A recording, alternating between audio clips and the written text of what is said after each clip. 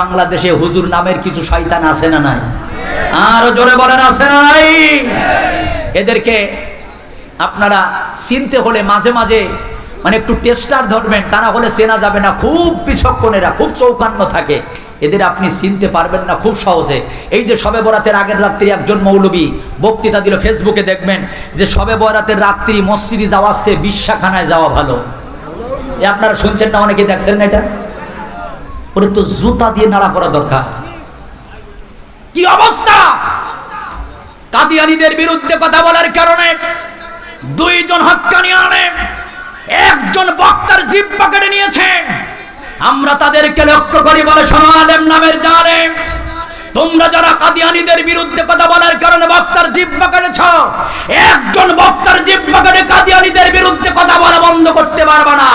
একজন বক্তার জিহ্বা কাটো, হাজার বক্তার জিহ্বা কাদিয়ানীদের বিরুদ্ধে কথা বলা শুরু করবে।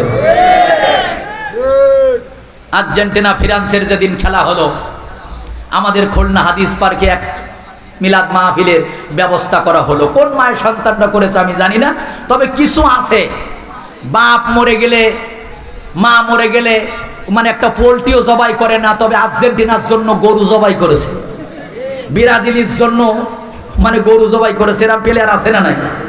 ওই মৌলবী সেখানে এসে দোয়া করেছে, আল্লাহ তুমি আর্জেন্টিনার ভিতরে বরকত দাও। নাউজুবিল্লাহ বলেন। দেখবেন ব্রাজিল যদি গোল খায়, দুই একজনের মাথায় বরফের পানি দেওয়া লাগে। আর্জেন্টিনা যদি হেরে যায়, দুই একজন তেঁতুল গাছে গলায় দড়ি দেয়।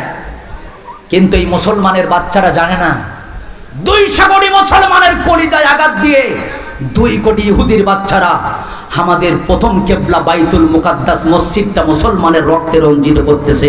কথা বলুন ঠিক কিনা? এই আর্জেন্টিনার ভক্তরা, এই ব্রাজিলের ভক্তরা, এই ফ্রান্সের ভক্তরা, এই জার্মানির ভক্তরা, কিয়ামতের ময়দানে রাসূলের কাতারে তোর জায়গা হবে না, আলেম ওলামার কাতারে জায়গা হবে না, তোর জায়গা হবে মেসি আর নেইমারের কাতারে। তুই জানিস না যে মসজিদে কোরআনুল কারীম খোদাই করে লেখা?